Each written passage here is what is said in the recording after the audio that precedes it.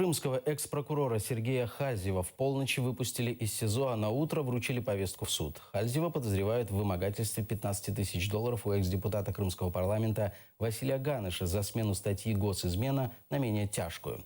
В СИЗО Хальзев просидел 2 месяца. В Печерском суде прошло заседание по делу Хальзева. Больше знает наш корреспондент Эльвина Сидбулаева. Эльвина, вы в эфире.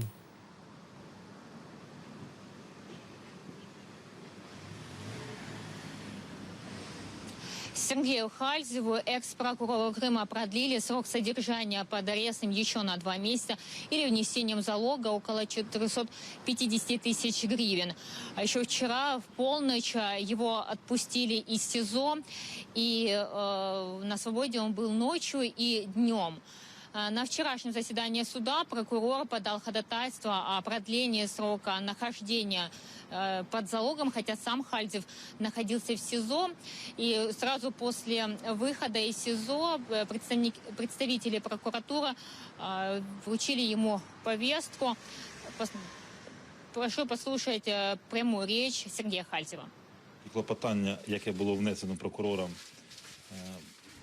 містило в собі відомості, які взагалі не відповідали дійсності. Тобто клопотання було про продовження застави, але у мене був інший запобіжний захід. Вийшовши зі стін слідчого ізолятора, я зустрів співробітників Служби безпеки України разом з прокурором, які вручили мені повістку на 8:30, яку я виконав, з'явився трошки пізніше. Мені одразу ж вручили незрозумілий документ, клопотання про змін до клопотання. Я навіть не можу вичитати такий термін.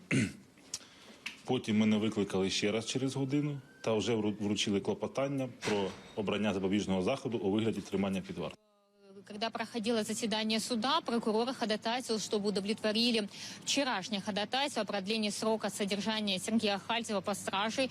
Судья не удовлетворил, и спустя полчаса уже новый судья рассматривал новое ходатайство представителя Генеральной прокуратуры о содержании экс-прокурора Крыма Сергея Хальзева под стражей или внесение залога в 1 450 000 гривен. Прошу послушать представителя прокуратури. Переховуватися від органів досудового розслідування та або суду, знищити, сховати або спотворити будь-яку з речей чи документів, які мають істотне значення для встановлення обставин кримінального правопорушення, незаконно впливати на потерпілого, свідка, іншого підозрюваного, обвинуваченого, експерта, спеціаліста у цьому ж кримінальному провадженні, перешкоджати кримінальне провадження іншим чином, вчинити інші кримінальне правопорушення чи продовжити кримінальне правопорушення, у якому підозрюється та обвинувачується. Защита Хальзева подчеркнула, что его подзащитный уже находился в СИЗО 2 месяца. За этот период всего лишь 1 раз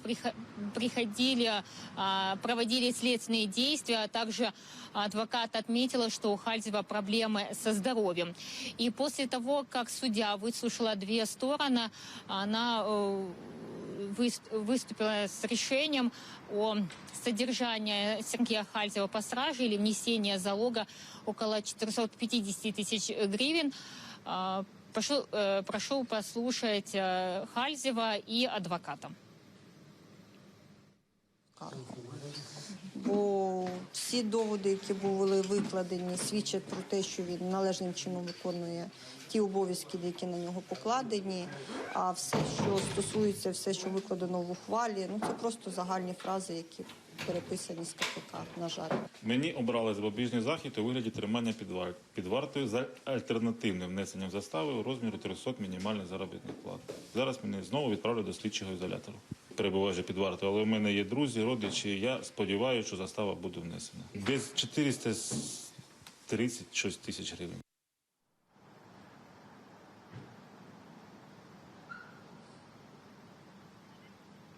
Экс-прокурора Крыма Сергея Хальзева подозревают в вымогательстве 45 тысяч долларов за изменение статьи экс-депутату Крымского парламента Василия Ганыша из госизмены на менее тяжкую. Это пока вся информация на данный момент. Студия. Спасибо, Эльвина. Это была наш корреспондент Эльвина Сидбулаева, которая побывала на заседании суда по делу Хальзева.